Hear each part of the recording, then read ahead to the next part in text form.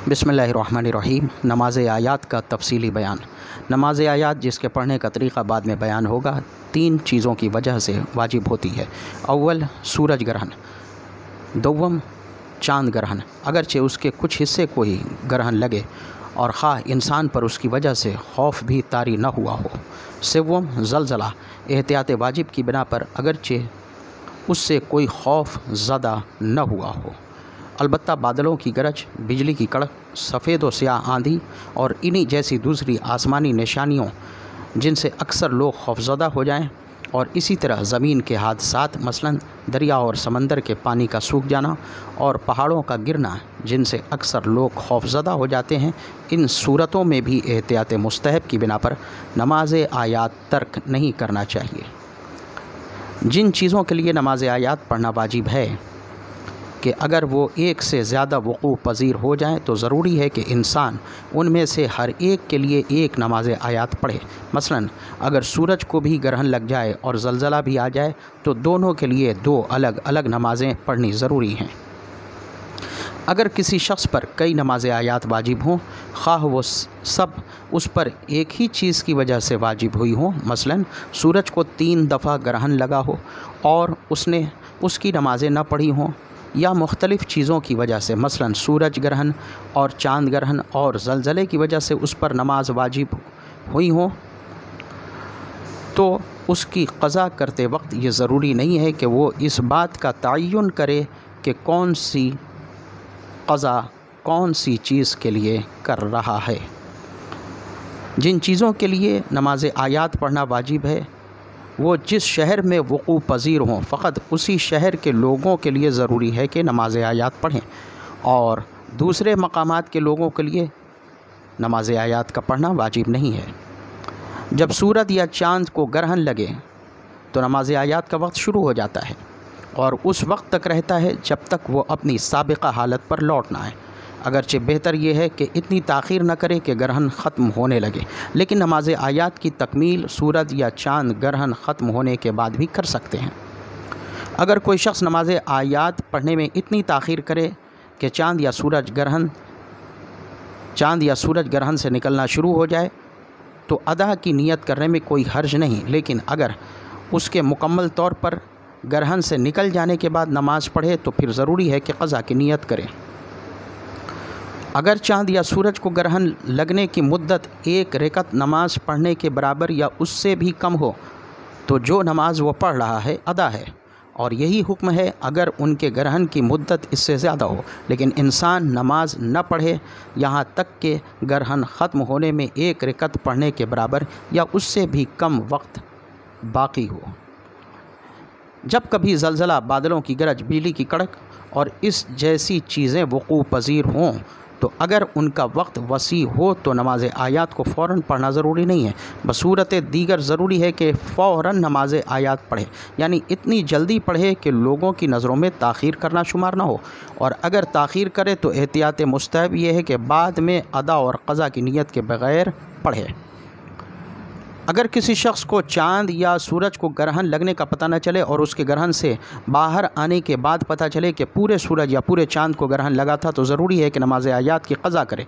लेकिन अगर उसे ये पता चले कि कुछ हिस्से को ग्रहण लगा था तो ज़रूरी है कि नमाज आयात की क़ज़ा करे। लेकिन अगर उसे ये पता चले कि कुछ हिस्से को ग्रहण लगा था तो नमाज आयात की क़ज़ा उस पर वाजिब नहीं है। अगर कुछ लोग ये कहें कि चाँद को या ये कि सूरज को ग्रहण लगा है और इंसान को ज़ाती तौर पर उसके कहने से यकीन या इत्मीनान हासिल न हो, इसलिए वो नमाज आयात ना पढ़े और बाद में पता चले कि उन्होंने ठीक कहा था, तो इस सूरत में जबकि पूरे चाँद को या पूरे सूरज को ग्रहण लगा हो तो नमाज आयात पढ़े। लेकिन अगर कुछ हिस्से को ग्रहण लगा हो तो नमाज आयात का पढ़ना उस पर वाजिब नहीं है, और यही हुक्म उस सूरत में भी है जब कि 2 आदमी जिनके आदिल होने के बारे में इल्म न हो ये कहें कि चाँद को या सूरज को ग्रहण लगा है और बाद में मालूम हो कि वो आदिल थे। अगर इंसान को माहिरीन फ़लकियात के कहने पर जो इल्मी कायदे की रूह से चाँद को और सूरज को ग्रहण लगने का वक्त जानते हों और बताते हों, इत्मीनान हो जाए कि सूरज को या चाँद को ग्रहण लगा है, तो ज़रूरी है कि नमाज आयात पढ़े। और इसी तरह अगर वो कहें कि सूरज या चाँद को फ़लाँ वक्त ग्रहण लगेगा और इतनी देर तक रहेगा, और इंसान को उनके कहने पर इत्मीनान हासिल हो जाए, तो उनके कहने पर अमल करना ज़रूरी है।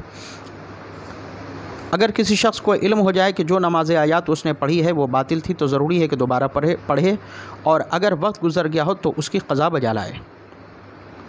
अगर यौमिया नमाज के वक्त नमाज आयात भी इंसान पर वाजिब हो जाए और उसके पास दोनों के लिए वक्त हो, तो जो भी पहले पढ़ ले कोई हर्ज नहीं हो। और अगर दोनों में से किसी एक का वक्त तंग हो तो पहले वो नमाज़ पढ़े जिसका वक्त तंग हो, और अगर दोनों का वक्त तंग हो तो ज़रूरी है कि पहले यौमिया नमाज पढ़े।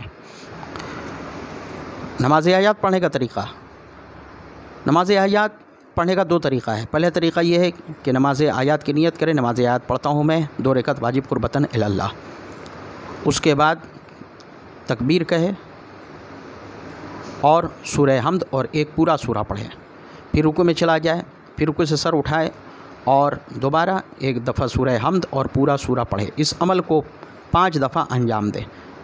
5वें रुकू से क़याम की हालत में आने के बाद वो 2 सजदे बजा लाए, फिर उठ खड़ा हो और पहली रकत की तरह दूसरी रकत भी बजा लाए और तशहुद व सलाम पढ़कर नमाज तमाम करे। नमाज आयात पढ़ने का दूसरा तरीक़ा ये है कि इंसान नियत करे, तकबीरतुल इहराम कहे, उसके बाद सूरह हम्द की तिलावत करे और एक सूरा की आयतों के 5 हिस्से कर ले और उसकी एक आयत या उससे कुछ ज़्यादा पढ़े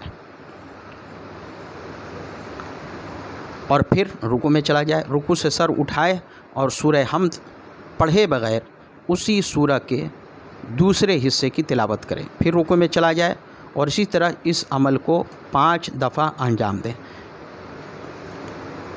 5वें रुकू से पहले सूरे को ख़त्म कर दें। मसलन सूरह फलक के 5 हिस्से करें। सूरह हम्द की तिलावत के बाद कहे बिस्मिल्लाहिर्रहमानिर्रहीम कुल अऊज़ु बिरब्बिल फलक, फिर रुकू में चला जाए, उसके बाद खड़ा हो और पढ़े वमिन शर्रे मा खलक, फिर रुकू में चला जाए, फिर रुकू से सर उठाए और पढ़े वमिन शर्रे गासिकिन इज़ा वक़ब, फिर रुकू में चला जाए, फिर खड़ा हो और पढ़े वमिन शर्रि नफ़्फ़ासाति फ़िल उक़द, फिर रुकू में चला जाए, फिर खड़ा हो और पढ़े वमिन शर्रि हासिदिन इज़ा हसद। उसके बाद 5वें रुकू में जाए और रुकू से खड़ा होने के बाद 2 सजदे करे और दूसरी रकत भी पहली रकत की तरह बजा लाए। उसके बाद दूसरे सजदे के बाद तशहुद और सलाम पढ़े। और ये भी जायज़ है कि सूरे को 5 से कम हिस्सों में तकसीम करे, लेकिन जिस वक्त भी सूरे ख़त्म करे लाजिम है कि बाद वाले रुकू से पहले अलहम्द पढ़े।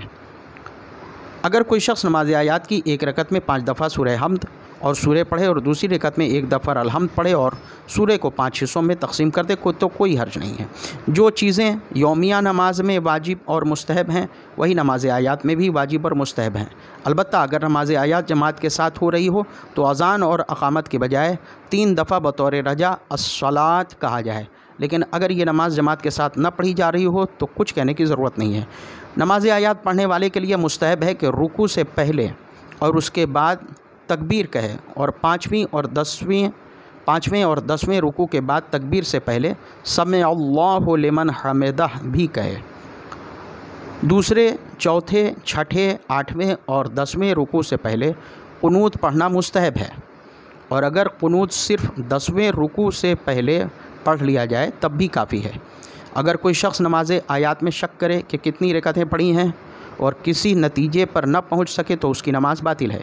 अगर कोई शख्स जो नमाज आयात पढ़ रहा हो शक करे कि वो पहली रकत के आखिरी रुकू में है या दूसरी रकत के पहले रुकू में है और किसी नतीजे पर ना पहुँचे तो उसकी नमाज बातिल है। लेकिन अगर मिसाल के तौर पर शक करे कि 4 रुकू बजा लाया है या 5, या उसका ये शक सजदे में जाने से पहले हो, तो जिस रुकू के बारे में उसे शक हो कि बजा लाया है या नहीं उसे अदा करना ज़रूरी है। लेकिन अगर सजदे के लिए झुक गया तो ज़रूरी है कि अपने शक की परवाह न करें। नमाज आयात का हर रुकू रुकन है और अगर उनमें अमदन कमी या बेशी हो जाए तो नमाज बातिल है। और यही हुक्म है अगर सहवन कमी हो या एहतियात की बिना पर ज़्यादा हो। ये तमाम मसाइल आपको हज़रत आयतुल्लाहिल उज़्मा सैयद अली हुसैनी सिस्तानी दामत बरकातहू की तौज़ीहुल मसाइल से पेश किए गए। वस्सलामु अलैकुम व रहमतुल्लाहि व बरकातुहू।